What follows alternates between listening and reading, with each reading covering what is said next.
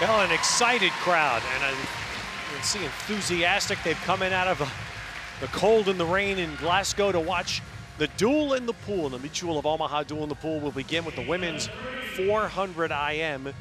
The United States, the Team USA swimmers being introduced first.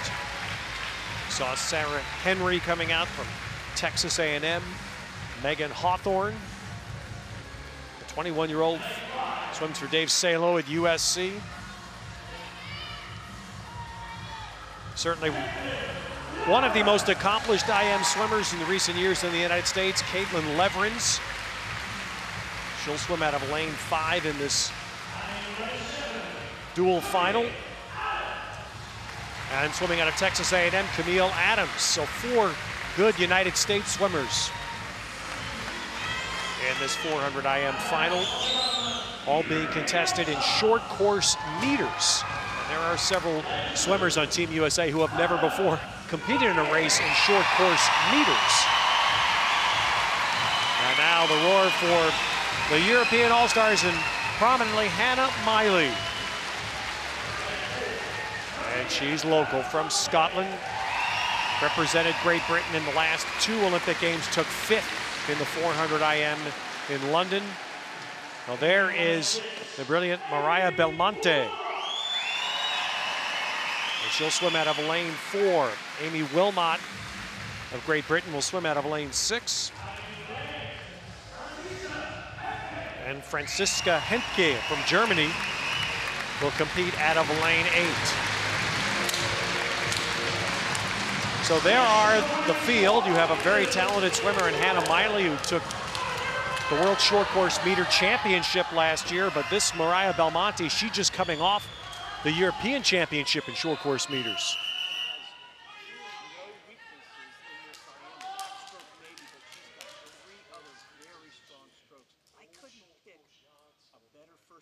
The Europeans than this, the women's 400 IM. They have 3 in the top 10 ranked in the world this year, Ted.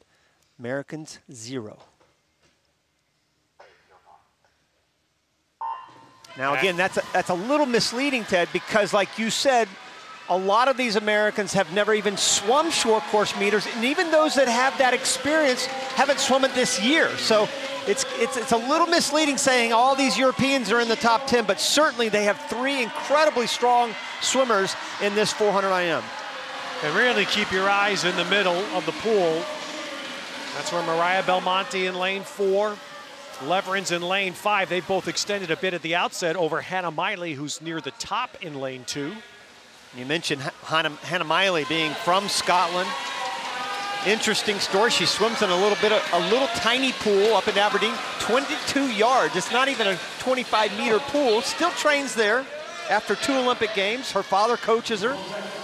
And swimming in front of a home crowd ought to give her a little boost, but she's falling way behind. She's right up there in lane number 2 right now, toward the top of your screen. And Belmonte Garcia has extended out almost 3/4 of a second now on Leverins. Camille Adams with a good 50 moving into 3rd.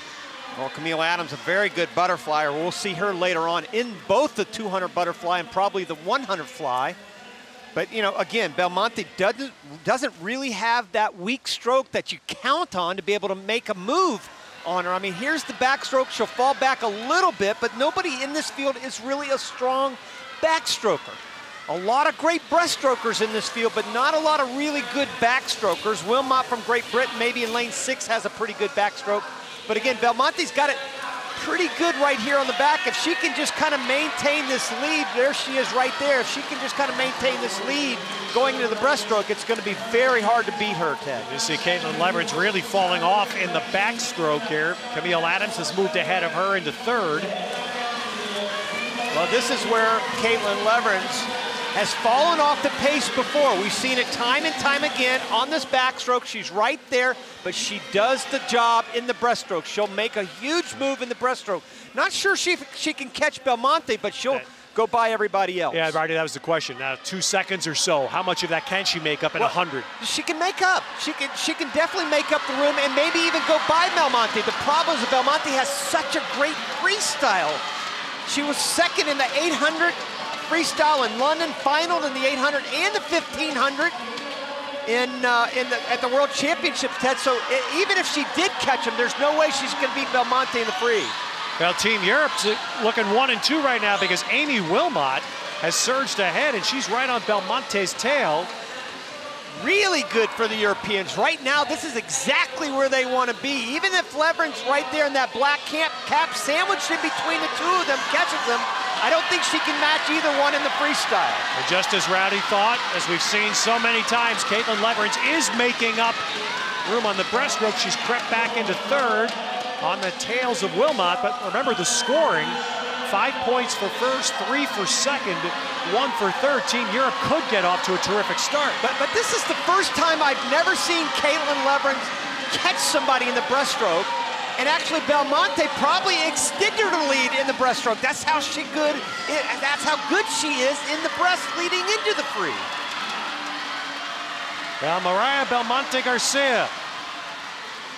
She's just a week off the second best time in the world this year that won the European Championships. You know, this is where she can kind of lay off a little bit. She's got the 400 freestyle a little bit later on. She can kind of lay off this event enough just to win it. You can see she's breathing to her right. She knows exactly where she is in the race. This is why if she backs off just enough to get a 1-2 punch for the Europeans, which I think they're going to do, Ted, great start for the Europeans. Unlike so many years in the past, we've seen the United States get off to that great lead. This is exactly what Europe needs. Now, Mariah Belmonte going to come home here in the final 25. She's going to get the 5-point first for Team Europe, and Wilmot looks like she will hold off Leverens and get Team Europe off to a much-needed strong start as Belmonte and Wilmot go 1-2, and Leverens will get a single point as the third-place finisher for Team USA.